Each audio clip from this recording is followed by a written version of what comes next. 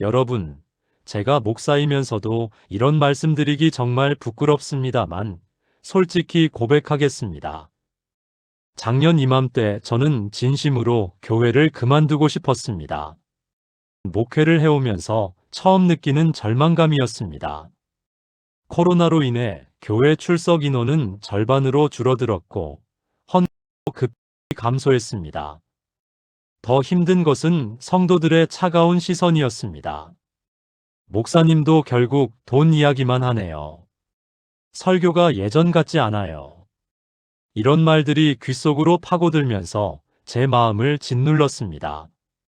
그런데 여러분, 더 충격적인 사실을 알고 계신가요? 한국 갤럽 조사에 따르면 한국 성도의 82%가 성경을 소유하고 있지만 실제로 매일 성경을 읽는 사람은 단 12%에 불과합니다. 더욱 놀라운 것은 목회자들도 예외가 아니라는 점입니다. 한국교회탐구센터 조사 결과 목회자 중 38%가 개인 경건 생활에 어려움을 겪고 있다고 응답했습니다. 저 역시 그 38%에 속해 있었습니다.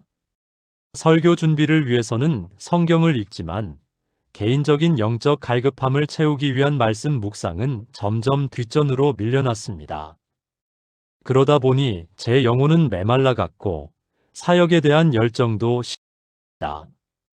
그런 어느 날 새벽 4시에 잠이 깨어 뒤척이고 있는데 성경 앱에서 자동 재생되던 빌립보서 4장 말씀이 들려왔습니다.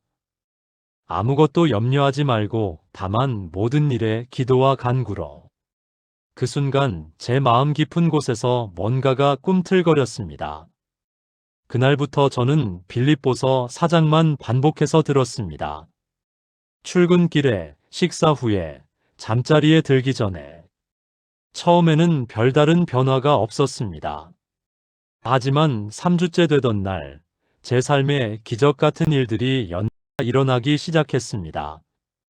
여러분도 혹시 지금 영적으로 메말라 있지는 않으신가요? 기도해도 응답이 없는 것 같고, 말씀을 읽어도 마음에 와닿지 않나요? 그렇다면 오늘 이 시간이 여러분에게 전환점이 될 것입니다. 빌립보서 4장에는 우리 인생을 완전히 바꿀 수 있는 7가지 영적 비밀이 숨어 있습니다. 이 비밀들을 하나씩 발견해 나가면서 여러분의 삶에도 놀라운 변화가 일어날 것입니다. 첫 번째 영적 비밀은 기쁨의 명령입니다. 빌립보서 4장 4절 말씀을 함께 보겠습니다. 주 안에서 항상 기뻐하라. 내가 다시 말하노니 기뻐하라. 여러분, 이 말씀에서 가장 놀라운 점이 무엇인지 아십니까? 바로 항상이라는 단어입니다. 헬라어 원문에서는 판토테인데 이는 모든 때에 언제나 끊임없이라는 뜻입니다. 바울이 이 편지를 쓸 때는 로마 감옥에 갇혀 있었습니다. 사형 선고를 받을 수도 있는 극한 상황에서 항상 기뻐하라고 명령한 것입니다. 이것이 단순한 긍정적 사고일까요? 절대 그렇지 않습니다. 제가 빌립보서 4장을 반복해서 들으면서 깨달은 첫 번째 비밀이 바로 이것이었습니다. 기쁨은 감정이 아니라 선택이라는 것입니다. 우리가 상황에 따라 기뻐하는 것이 아니라 주님 안에서 기뻐하기로 결정하는 것입니다. 저에게는 김집사라는 성도가 있습니다. 3년 전 남편을 갑작스럽게 잃고 혼자서 두 아이를 키우고 있습니다. 경제적으로도 매우 어려운 상황입니다. 그런데 이 집사님이 교회에 나올 때마다 항상 환한 미소를 띠고 계십니다. 어느 날 제가 물었습니다. 집사님, 어떻게 그렇게 기쁠 수 있으세요? 그때 집사님이 대답한 말이 지금도 제 가슴에 생생합니다. 목사님, 제가 기쁜 게 아니라 기뻐하기로 했어요. 매일 아침 일어나서 오늘도 주님 안에서 기뻐하겠습니다라고 고백해요. 그러면 정말로 기쁨이 찾아와요. 바로 이것입니다, 여러분. 기쁨은 우리가 만들어내는 감정이 아니라 하나님이 주시는 선물인데 우리가 그것을 받기로 선택해야 합니다. 여러분의 삶에 지금 어떤 어려움이 있나요? 경제적 문제인가요? 건강 문제인가요? 가족 관계의 갈등인가요? 그 모든 상황 가운데서도 여러분은 기뻐할 수 있습니다. 상황 때문에 기뻐하는 것이 아니라 상황을 넘어서 주님 안에서 기뻐하는 것입니다. 하나님 아버지, 우리에게 기쁨의 명령을 주신 것을 감사합니다. 오늘부터 우리가 상황에 좌우되지 않고 주님 안에서 기뻐하기로 결단할 수 있도록 도와주세요. 우리의 기쁨이 세상 사람들에게 복음의 향기가 되게 하시고 절망 가운데 있는 이들에게 소망의 빛이 되게 하여 주옵소서.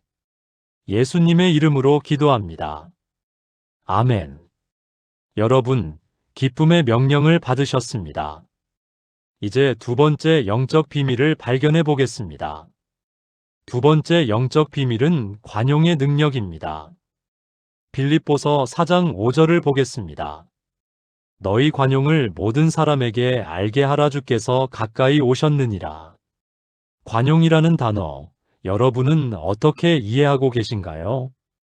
많은 분들이 참고 견디는 것, 화를 내지 않는 것 정도로 생각하십니다. 하지만 헬라어 원문 에피에이케스는 훨씬 깊은 의미를 담고 있습니다.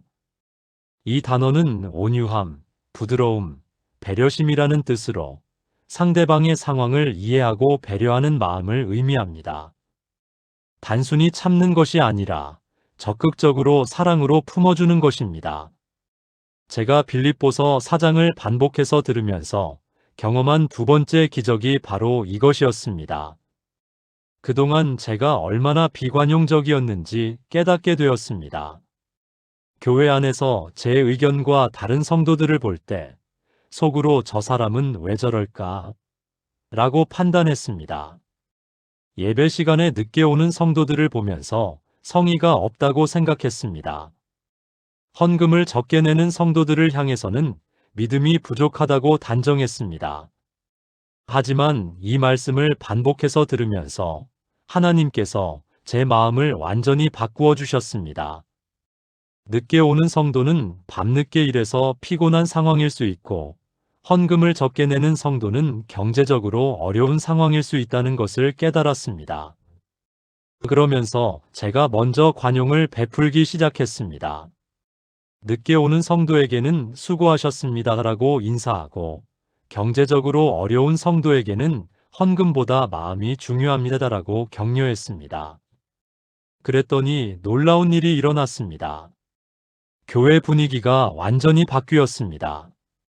성도들 사이의 갈등이 줄어들고 서로 배려하는 문화가 생겼습니다. 무엇보다 제 마음이 평안해졌습니다. 여러분, 혹시 지금 누군가를 향해 원망하는 마음을 품고 계시지는 않나요? 가족 중에 이해할 수 없는 행동을 하는 사람이 있나요? 직장 동료나 친구 중에 여러분을 힘들게 하는 사람이 있나요? 그렇다면 오늘부터 관용을 베풀어 보세요. 그 사람의 상황을 이해하려고 노력하고 사랑으로 품어주세요. 관용은 상대방을 위한 것 같지만 실제로는 여러분 자신을 위한 것입니다. 원망과 분노는 여러분의 마음을 썩게 하지만 관용은 여러분의 마음을 치유합니다. 특히 이 말씀에서 주목해야 할 부분이 있습니다. 주께서 가까이 오셨느니라. 왜 관용을 베풀어야 하는가에 대한 이유입니다. 주님이 가까이 오셨다는 것은 우리를 심판하러 오신 것이 아니라 우리의 연약함을 아시고 도우러 오신다는 의미입니다. 주님이 우리에게 관용을 베푸셨듯이 우리도 다른 사람들에게 관용을 베풀어야 합니다. 이것이 바로 그리스도인다운 삶의 방식입니다. 하나님 아버지, 우리에게 관용의 마음을 주시옵소서. 다른 사람의 부족함을 보며 판단하기보다는 그들의 상황을 이해하고 사랑으로 품을 수 있게 해주세요. 우리의 관용이 세상에 그리스도의 사랑을 드러내는 통로가 되게 하시고 갈등과 분쟁이 있는 곳에 화해와 평화를 가져오는 역할을 하게 하여 주옵소서. 예수님의 이름으로 기도합니다. 아멘. 관용의 능력을 받으셨습니다. 이제 세 번째 영적 비밀로 들어가겠습니다. 세 번째 영적 비밀은 염려 금지 명령입니다. 빌립보서 4장 6절을 함께 읽어보겠습니다. 아무것도 염려하지 말고 다만 모든 일에 기도와 간구로 너희 구할 것을 감사함으로 하나님께 아뢰라. 아무것도 염려하지 말라. 이 말씀을 처음 들었을 때 솔직히 말해서 좀 황당했습니다. 아무것도 염려하지 말라고? 그게 가능한가? 여러분도 그렇지 않으신가요? 자녀 교육비 걱정, 노후 준비 걱정, 건강 걱정, 코로나19로 인한 경제적 불안감. 현실적으로 염려할 것들이 너무 많은데 아무것도 염려하지 말라니요. 하지만 제가 빌립보서 4장을 반복해서 들으면서 깨달은 것은 이것이 단순한 명령이 아니라 하나님의 보장이라는 점이었습니다. 염려하지 말라는 것은 무책임하게 살라는 뜻이 아닙니다. 하나님을 신뢰하며 살라는 뜻입니다. 헬라어로 염려는 메림나오인데 이는 마음이 찢어진다, 마음이 둘로 갈라진다는 뜻입니다. 염려는 우리의 마음을 하나님과 문제 사이에서 갈라놓습니다. 하나님을 바라봐야 할 시선을 문제에 고정시킵니다. 저에게 이런 경험이 있습니다. 작년에 교회 재정이 너무 어려워서 매일 밤잠을 못 이룰 정도였습니다. 이달 전기료는 어떻게 낼까? 교역자 사례비는 줄 수 있을까? 이런 생각들이 머릿속을 맴돌았습니다. 그런데 빌립보서 4장 6절을 반복해서 들으면서 하나님께서 제게 말씀하셨습니다. 네가 염려한다고 문제가 해결되느냐? 대신 나에게 기도로 맡겨라. 그날부터 저는 재정 문제를 기도로 하나님께 맡겼습니다. 하나님, 이 교회는 하나님의 교회입니다. 하나님이 책임져 주세요. 그리고 감사함으로 기도했습니다. 그동안 부족함 없이 공급해 주신 것을 감사합니다. 그랬더니 정말 놀라운 일이 일어났습니다. 전혀 예상치 못한 곳에서 후원이 들어왔고 성도들이 자발적으로 특별 헌금을 했습니다. 6개월 만에 교회 재정이 완전히 회복되었습니다. 여러분, 염려는 문제를 해결해 주지 않습니다. 오히려 문제를 더 크게 만들고 우리의 믿음을 약하게 만듭니다. 하지만 기도는 다릅니다. 기도는 우리의 시선을 문제에서 하나님께로 돌려줍니다. 이 말씀에서 특히 중요한 부분이 감사함으로입니다. 아직 응답받지 않았는데 어떻게 감사할 수 있을까요? 바로 여기에 믿음의 비밀이 있습니다. 우리는 결과를 보고 감사하는 것이 아니라 하나님의 신실하심을 믿고 미리 감사하는 것입니다. 한국의 한 연구 결과에 따르면 현대인들이 하루에 걱정하는 시간은 평균 2시간 30분이라고 합니다. 그런데 그 걱정들 중 실제로 일어나는 것은 단 8%에 불과합니다. 92%는 쓸데없는 걱정인 것입니다. 그렇다면 그 시간을 기도와 감사로 바꿔보면 어떨까요? 염려하는 2시간 30분을 기도하는 2시간 30분으로 바꿔보세요. 여러분의 삶이 완전히 달라질 것입니다. 하나님 아버지, 우리가 염려하는 모든 것들을 주님께 맡깁니다. 자녀들의 미래, 경제적 문제, 건강, 인간관계 모든 것을 주님의 손에 맡기고 감사함으로 기도할 수 있게 해주세요. 염려하는 시간을 기도하는 시간으로 바꿀 수 있는 지혜를 주시고 주님의 신실하심을 믿고 미리 감사할 수 있는 믿음을 더해 주옵소서. 예수님의 이름으로 기도합니다. 아멘. 염려 대신 기도를, 걱정 대신 감사를 선택하셨습니다. 이제 네 번째 영적 비밀을 만나보겠습니다. 네 번째 영적 비밀은 하나님의 평강입니다. 빌립보서 4장 7절입니다. 그리하면 모든 지각에 뛰어난 하나님의 평강이 그리스도 예수 안에서 너희 마음과 생각을 지키시리라. 모든 지각에 뛰어난 하나님의 평강. 이 표현이 얼마나 놀라운지 아십니까? 헬라어로 휘페레코는 초월하다, 뛰어나다는 뜻입니다. 하나님의 평강은 우리의 이해를 완전히 초월한다는 의미입니다. 우리가 이해할 수 없는 상황에서도 하나님이 주시는 평강이 있습니다. 논리적으로 설명할 수 없지만 마음 깊은 곳에서 올라오는 평안한 말입니다. 제가 빌립보서 4장을 반복해서 들으면서 경험한 가장 큰 기적이 바로 이 평강이었습니다. 아무것도 해결되지 않은 상황에서도 마음의 평안이 찾아왔습니다. 교회 문제들이 하나씩 해결되기 전인데도 제 마음에는 설명할 수 없는 평안이 있었습니다. 아, 하나님이 모든 것을 아시고 계시구나. 하나님이 책임져 주시겠구나. 이런 확신이 마음에 자리 잡았습니다. 평강과 평화는 다릅니다. 평화는 외부 환경이 좋을 때 느끼는 감정이지만 평강은 환경과 상관없이 하나님이 주시는 내적 안정감입니다.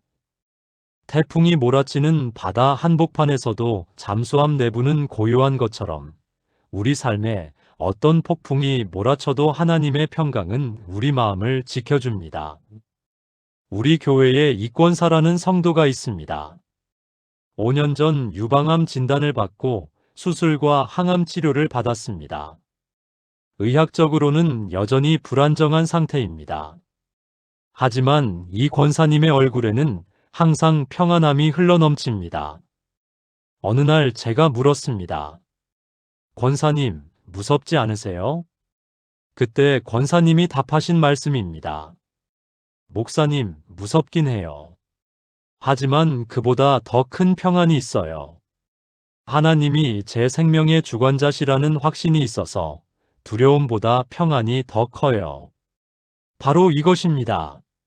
하나님의 평강은 두려움을 없애는 것이 아니라 두려움보다 더 큰 평안을 주는 것입니다. 문제를 제거하는 것이 아니라 문제 앞에서도 흔들리지 않는 마음을 주는 것입니다. 이 평강이 우리 마음과 생각을 지킨다고 했습니다. 지킨다는 동사 프루레오는 군사 용어입니다. 적군의 침입을 막기 위해 성을 둘러싸고 경비를 서는 것을 의미합니다. 하나님의 평강이 우리 마음의 성벽이 되어서 불안, 공포, 절망이 침입하지 못하도록 지켜준다는 뜻입니다. 얼마나 든든한 보장입니까? 현대의학에서도 이를 증명합니다.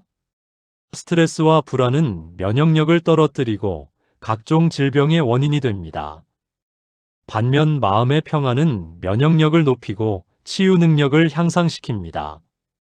하나님의 평강은 우리의 영혼뿐만 아니라 육체까지도 지켜주는 것입니다. 여러분, 지금 여러분의 마음 상태는 어떠신가요? 불안과 걱정으로 마음이 어지러우신가요? 미래에 대한 두려움으로 잠 못 이루는 밤들이 계속되고 있나요? 그렇다면 지금 당장 하나님의 평강을 구하세요. 이해할 수 없는 상황에서도 설명할 수 없는 평안을 달라고 기도하세요. 하나님은 반드시 응답하실 것입니다. 하나님 아버지, 우리에게 모든 지각에 뛰어난 평강을 부어주옵소서. 이해할 수 없는 상황에서도 주님 안에서 평안할 수 있게 하시고 불안과 두려움이 우리 마음을 지배하지 못하도록 평강으로 지켜주세요. 우리의 마음과 생각이 그리스도 예수 안에서 안전하게 보호받으며 세상이 줄 수 없는 참 평안을 누릴 수 있게 하여 주옵소서. 예수님의 이름으로 기도합니다. 아멘. 하나님의 평강이 여러분의 마음을 지키고 있습니다. 이제 5번째 영적 비밀을 발견해 보겠습니다. 5번째 영적 비밀은 생각의 전환입니다. 빌립보서 4장 8절을 함께 보겠습니다.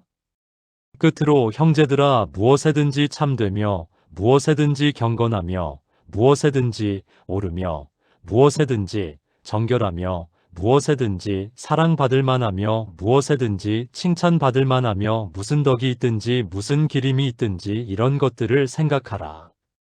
한국어로는 8가지로 번역되었지만 이 모든 것들은 하나의 핵심을 가리키고 있습니다. 바로 좋은 것들을 생각하라는 것입니다. 현대 뇌과학 연구에 따르면 우리의 뇌는 부정적인 정보에 더 민감하게 반응합니다. 이를 부정성 편향 네거티버티 바이어스라고 합니다. 생존을 위한 본능이지만 현대 사회에서는 오히려 우리를 불행하게 만드는 요소가 되었습니다. 하지만 하나님은 이미 2000년 전에 이 해답을 주셨습니다. 의식적으로 좋은 것들을 생각하라는 것입니다. 제가 빌립보서 4장을 반복해서 들으면서 가장 큰 변화를 경험한 부분이 바로 이것이었습니다. 그동안 제가 얼마나 부정적인 생각에 사로잡혀 있었는지 깨달았습니다. 교회 성도들을 볼 때도 부족한 점부터 눈에 들어왔습니다. 저 사람은 헌금을 적게 내. 저 사람은 봉사를 안 해. 저 사람은 예배에 집중을 안 해. 이런 식으로 판단하는 것이 습관이 되어 있었습니다. 하지만 이 말씀을 반복해서 들으면서 생각의 초점을 바꾸기 시작했습니다. 같은 성도를 봐도 좋은 점을 먼저 찾으려고 노력했습니다. 저분은 매주 빠지지 않고 나온다. 저분은 항상 밝은 인사를 한다. 저분은 새신자들을 잘 돌본다. 놀랍게도 좋은 점을 찾으려고 하니까 정말로 좋은 점들이 보이기 시작했습니다. 그리고 제 마음도 훨씬 평안해졌습니다. 성도들을 대하는 태도도 자연스럽게 부드러워졌습니다. 이것은 단순한 긍정적 사고가 아닙니다. 진리에 근거한 올바른 관점입니다. 하나님이 창조하신 모든 것은 본질적으로 선합니다. 사람도 마찬가지입니다. 죄로 인해 왜곡되었을 뿐 하나님의 형상을 따라 지음받은 존재들입니다. 우리가 다른 사람의 좋은 점을 보려고 노력할 때 실제로 그들 안에 있는 하나님의 형상을 발견하게 됩니다. 그리고 그들도 우리의 이런 시선을 느끼고 더 좋은 모습으로 변해갑니다.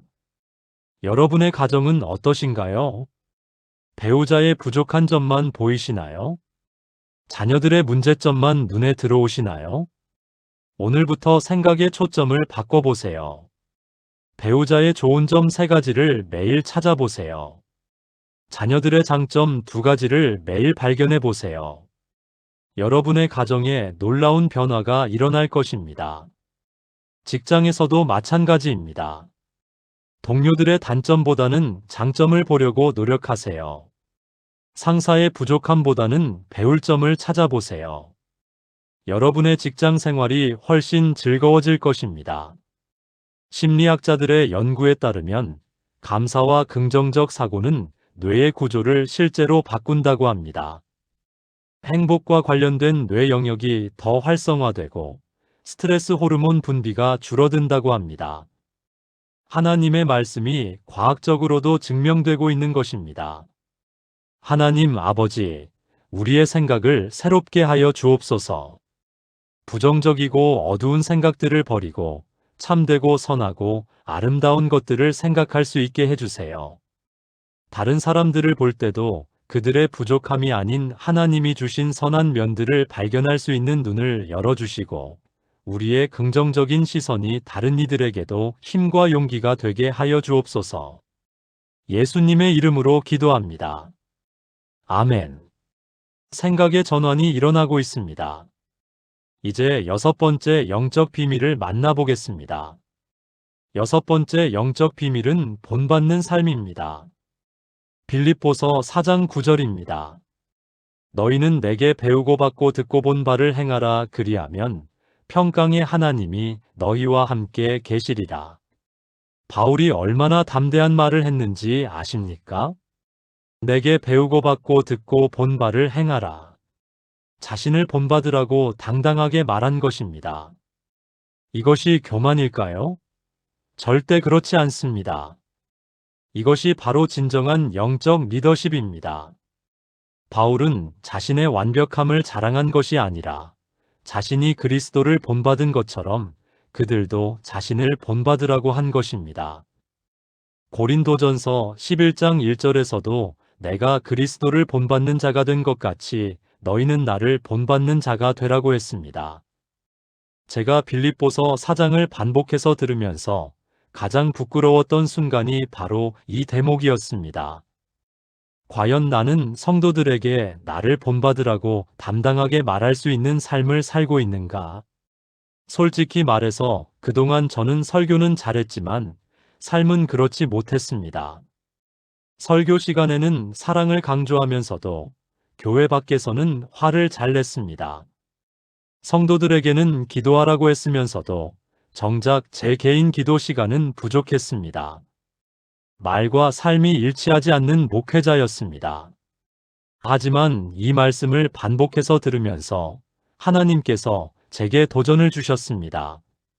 네가 설교하는 내용을 내가 먼저 살아라. 그날부터 저는 제 삶을 점검하기 시작했습니다. 설교에서 기도하라고 하면 제가 먼저 더 많이 기도했습니다. 사랑하라고 하면 제가 먼저 더 사랑하려고 노력했습니다. 용서하라고 하면 제가 먼저 용서하는 모습을 보여주려고 했습니다. 그랬더니 놀라운 변화가 일어났습니다. 성도들이 제 설교에 더 깊이 반응하기 시작했습니다. 목사님, 요즘 설교가 더 은혜로워요라는 말을 자주 들었습니다. 설교 내용이 바뀐 것이 아니라 제 삶이 바뀌니까 설교에 진정성이 생긴 것입니다. 여러분도 마찬가지입니다. 여러분 주변에는 여러분을 보고 있는 사람들이 있습니다. 자녀들, 배우자, 동료들, 친구들. 그들은 여러분의 말보다 삶을 더 주목하고 있습니다. 특히 자녀들은 부모의 삶을 그대로 복사합니다. 부모가 예배를 소중히 여기면 자녀도 예배를 소중히 여깁니다. 부모가 성경을 사랑하면 자녀도 성경을 사랑하게 됩니다. 부모가 기도하는 모습을 보면 자녀도 기도하게 됩니다. 반대로 부모가 교회는 다니지만 삶에서 그리스도의 향기를 풍기지 못하면 자녀들은 신앙을 형식적인 것으로 여기게 됩니다. 얼마나 중요한 문제인지 아십니까? 저희 교회에 김 집사라는 분이 계십니다. 이분은 말보다는 행동으로 신앙을 보여주는 분입니다. 새벽 기도에 20년째 빠지지 않고 나오시고 교회 청소를 묵묵히 하시고 어려운 성도들을 섬기십니다. 이분의 자녀 3명이 모두 신앙을 잘 지키고 있습니다. 큰아들은 선교사가 되었고 둘째 딸은 교회 성가대 지휘자, 막내 아들은 신학대학원에 다니고 있습니다. 어느 날 제가 큰아들에게 물었습니다. 어떻게 신앙을 이렇게 잘 지킬 수 있었나요? 대답이 인상적이었습니다. 목사님, 저희 어머니가 말로는 신앙을 가르치지 않으셨어요. 하지만 삶으로 보여주셨어요. 그 모습을 보면서 자연스럽게 신앙이 생겼어요. 바로 이것입니다. 본받을 만한 삶을 살 때 우리 주변 사람들에게 선한 영향력을 끼칠 수 있습니다. 여러분의 삶이 다른 사람들에게 어떤 메시지를 주고 있나요? 여러분을 보면서 저 사람처럼 살고 싶다고 생각하는 사람이 있나요? 아니면 그리스도인도 별거 없네라고 실망하는 사람이 있나요? 오늘부터 본받을 만한 삶을 살기로 결단하세요. 완벽할 필요는 없습니다. 진정성만 있으면 됩니다. 넘어져도 다시 일어나고 실수해도 회개하고 부족해도 성장하려고 노력하는 모습만 보여주면 됩니다. 하나님 아버지, 우리가 본받을 만한 삶을 살 수 있게 도와주옵소서. 말과 행동이 일치하는 진정한 그리스도인이 되게 하시고 우리의 삶을 통해 다른 사람들이 하나님을 만날 수 있게 하여 주옵소서. 우리 자녀들과 주변 사람들에게 선한 영향력을 끼치는 존재가 되게 하시고 우리의 작은 순종이 하나님 나라 확장에 쓰임받게 하여 주옵소서. 예수님의 이름으로 기도합니다. 아멘. 여러분의 삶이 다른 이들에게 본이 되고 있습니다. 이제 마지막 7번째 영적 비밀을 발견하겠습니다. 7번째 영적 비밀은 모든 것을 할 수 있는 능력입니다. 빌립보서 4장 11절부터 13절입니다. 내가 궁핍함으로 말하는 것이 아니니라. 어떠한 형편에든지 나는 자족하기를 배웠노니 나는 비천에 처할 줄도 알고 풍부에 처할 줄도 알아. 모든 일 곧 배부르며 배고픔과 풍부와 궁핍에도 처할 줄 아는 일체의 비결을 배웠노니 내게 능력 주시는 자 안에서 내가 모든 것을 할 수 있느니라.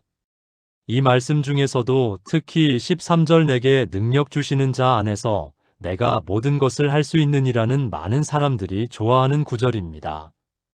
하지만 이 말씀을 문맥에서 벗어나서 해석하면 안 됩니다. 모든 것을 할 수 있다는 것은 우리가 원하는 모든 것을 이룰 수 있다는 뜻이 아닙니다. 바로 앞 문맥을 보면 자족하는 것, 어떤 형편에서도 만족하는 것을 할 수 있다는 의미입니다. 헬라어로 자족은 아우타르케이아입니다. 이는 외부 조건에 의존하지 않는 내적 만족을 의미합니다. 스토아 철학에서 자주 사용되던 용어였는데 바울은 이를 그리스도 안에서 재해석한 것입니다. 바울은 감옥에서 이 편지를 썼습니다. 비천한 상황에 있었지만 마음은 만족으로 충만했습니다. 이것이 바로 진정한 자족입니다. 제가 빌립보서 4장을 반복해서 들으면서 마지막으로 깨달은 것이 바로 이것이었습니다. 그동안 저는 상황이 좋아져야 만족할 수 있다고 생각했습니다. 교회가 커져야, 재정이 넉넉해져야, 성도들이 많아져야 기쁠 수 있다고 생각했습니다. 하지만 이 말씀을 통해 깨달았습니다. 진정한 만족은 상황에서 오는 것이 아니라 하나님과의 관계에서 온다는 것을 말입니다. 현재 제가 섬기고 있는 교회는 100명 정도의 작은 교회입니다. 예전에는 이것이 부끄러웠습니다. 다른 목회자들을 만나면 위축되었습니다. 하지만 이제는 다릅니다. 하나님이 맡겨주신 이 작은 교회에서 최선을 다하는 것이 제 사명임을 깨달았습니다. 크기가 중요한 것이 아니라 진정성이 중요한 것입니다. 숫자가 중요한 것이 아니라 한 영혼을 귀하게 여기는 마음이 중요한 것입니다. 우리 교회의 김할머니는 80세가 넘으셨는데 매주 새벽 기도에 나오십니다. 다리가 불편해서 지팡이를 짚고 오시지만 예배드릴 때는 그 누구보다 열정적이십니다. 이 할머니를 보면서 저는 진정한 풍요로움이 무엇인지 깨달았습니다. 풍요로움은 많이 가진 것이 아니라 가진 것에 감사하는 것입니다. 행복은 모든 것을 얻는 것이 아니라 현재에 만족하는 것입니다. 하지만 여기서 중요한 것은 내게 능력 주시는 자 안에서라는 전제입니다. 우리 자신의 힘으로는 자족할 수 없습니다. 인간의 욕망은 끝이 없기 때문입니다. 하지만 그리스도 안에서는 가능합니다. 그리스도께서 우리에게 진정한 만족을 주시기 때문입니다. 세상의 것들로는 채워지지 않는 마음의 빈 공간을 오직 하나님만이 채우실 수 있습니다. 여러분은 지금 어떤 상황에 계신가요? 경제적으로 어려우신가요? 건강이 좋지 않으신가요? 인간관계에 문제가 있으신가요? 그 상황 자체를 바꾸려고만 노력하지 마시고 그 상황에서도 만족할 수 있는 마음을 구하세요. 상황은 언제든지 바뀔 수 있지만 자족하는 마음은 어떤 상황에서도 여러분을 행복하게 만들어줄 것입니다. 물론 이것이 현실 도피나 체념을 의미하는 것은 아닙니다. 최선을 다하되 결과에 대해서는 하나님께 맡기는 것입니다. 노력은 우리가 하되 만족은 하나님께 구하는 것입니다. 현대인들의 가장 큰 문제 중 하나가 비교입니다. SNS를 통해 다른 사람들의 화려한 모습을 보면서 자신의 삶이 초라해 보입니다. 하지만 하나님 앞에서는 비교가 무의미합니다. 각자에게 주어진 고유한 사명과 축복이 있기 때문입니다. 하나님 아버지, 우리에게 자족하는 마음을 주옵소서. 현재 우리에게 주어진 모든 것에 감사하며 어떤 상황에서도 주님 안에서 만족할 수 있는 은혜를 허락해 주세요. 다른 사람과 비교하며 불만을 품지 않게 하시고 주님이 각자에게 주신 고유한 계획을 신뢰할 수 있게 하여 주옵소서. 우리에게 능력 주시는 주님 안에서 모든 것을 감당할 수 있는 힘을 더해 주옵소서. 예수님의 이름으로 기도합니다. 아멘. 진정한 자족의 비밀을 발견하셨습니다. 이제 이 모든 은혜를 하나로 모아서 하나님께 감사드리겠습니다. 사랑하는 하나님 아버지, 오늘 빌립보서 4장을 통해 우리에게 주신 7가지 영적 비밀을 감사합니다. 주 안에서 항상 기뻐하라는 기쁨의 명령을 주신 것을 감사합니다. 상황에 좌우되지 않고 주님 안에서 기뻐할 수 있는 은혜를 허락해 주세요. 다른 사람들에게 관용을 베풀 수 있는 마음을 주신 것을 감사합니다. 판단하고 정죄하기보다는 이해하고 사랑으로 품을 수 있는 능력을 더해 주옵소서. 아무것도 염려하지 말고 모든 것을 기도로 맡기라는 명령을 주신 것을 감사합니다. 염려하는 시간을 기도하는 시간으로 바꾸고 감사함으로 주님께 나아갈 수 있게 도와주옵소서. 모든 지각에 뛰어난 하나님의 평강을 약속해 주신 것을 감사합니다. 이해할 수 없는 상황에서도 주님의 평강이 우리 마음과 생각을 지켜주옵소서. 좋은 것들을 생각하라는 지혜를 주신 것을 감사합니다. 부정적이고 어두운 생각들을 버리고 참되고 선하고 아름다운 것들에 마음을 집중할 수 있게 하여 주옵소서. 본받을 만한 삶을 살라는 도전을 주신 것을 감사합니다. 말과 행동이 일치하는 진정한 그리스도인이 되어 다른 이들에게 선한 영향력을 끼치는 존재가 되게 하여 주옵소서. 자족하는 마음과 모든 것을 할 수 있는 능력을 약속해 주신 것을 감사합니다. 현재 주어진 모든 것에 감사하며 주님 안에서 참된 만족을 누릴 수 있게 하여 주옵소서. 이 모든 은혜가 우리 각자의 삶 속에서 실제로 경험되게 하시고 우리를 통해 이 땅에 하나님 나라가 확장되게 하여 주옵소서. 우리 구주 예수 그리스도의 이름으로 기도합니다. 아멘. 사랑하는 여러분, 오늘 우리는 빌립보서 4장에 숨겨진 7가지 영적 비밀을 함께 발견했습니다. 기쁨의 명령, 관용의 능력, 염려, 금지 명령, 하나님의 평강, 생각의 전환, 본받는 삶, 그리고 모든 것을 할 수 있는 능력까지. 이 7가지 비밀이 여러분의 삶을 완전히 새롭게 바꿔놓을 것입니다. 제가 빌립보서 4장을 반복해서 들으면서 경험한 기적적인 변화들이 이제 여러분의 삶에서도 일어날 차례입니다. 단순히 한 번 듣고 끝나는 것이 아니라 반복해서 들어보세요. 말씀이 여러분의 마음 깊숙이 뿌리를 내릴 때까지 계속 들어보세요. 그리고 무엇보다 중요한 것은 실천입니다. 오늘부터 당장 시작하세요. 아침에 일어나면 오늘도 주 안에서 기뻐하겠습니다라고 고백하세요. 다른 사람을 대할 때는 그들의 부족함이 아니라 좋은 점을 먼저 찾으려고 노력하세요. 걱정이 생기면 즉시 기도로 하나님께 맡기고 감사하세요. 부정적인 생각이 들면 의식적으로 좋은 것들을 생각하세요. 여러분을 보고 있는 사람들에게 본이 되는 삶을 사세요. 현재 주어진 모든 것에 감사하며 자족하는 마음을 가지세요. 21일만 이렇게 실천해 보세요.